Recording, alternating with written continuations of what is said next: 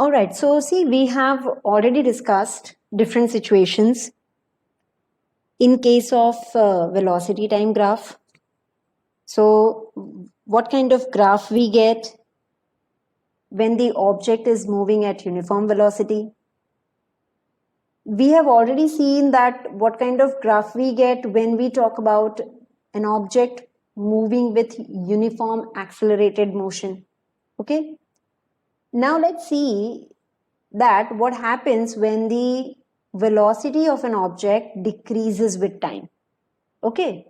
So this graph is showing that the velocity is decreasing with time. Now, how to read this type of graph? Let's see. See, this is your time on x-axis, and on y-axis it is velocity meter per second. Okay. So from this, it's very easy to identify that at 0, the velocity was, let's say, 20. Not let's say, it is 20. It's given here, 20 meter per second. Now,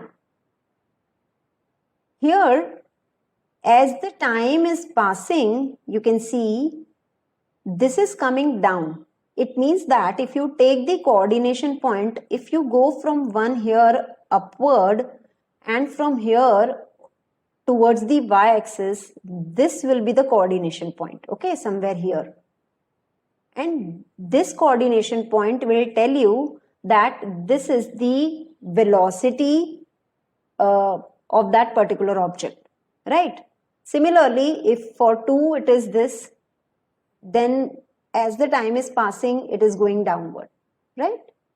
So, in case the velocity of an object decreases with time, the shape of the graph is like this, as you can see here in this graph.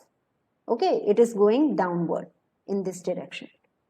So this is what is shown when this is how it is shown on the velocity time graph when the object is, moving with the decreasing velocity. Okay, so with time. Now let's again see that how velocity time graph looks like when the object is moving at non-uniformly accelerated motion. See,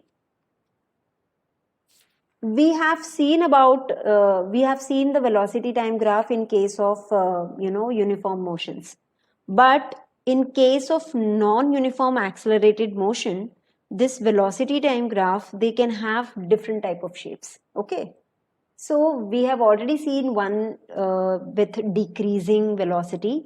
Okay, so now this graph is representing the non-uniform variation of the velocity, okay, of particular object with given time, right? So what can be interpreted by this? See, again, this is on x-axis time and this is on y-axis, that is velocity in meter per second.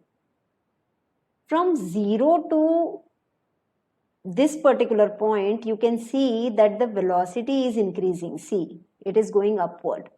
But then after this point here, again it is coming downward. This is at 10. But from 10, again it's going upward.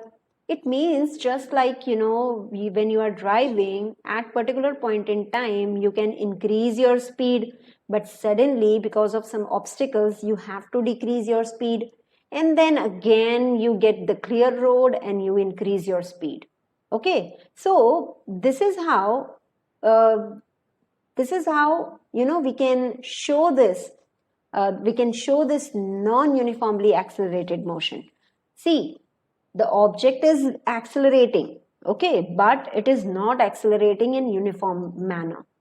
So this is a case of non-uniformly accelerated motion, right? In which you cannot see the proper graph, means the graph can change its shape, whatever, depending on the velocity. If the velocity is increasing, it will go up, then it will go down if the velocity is decreasing, and then again up and down and so on.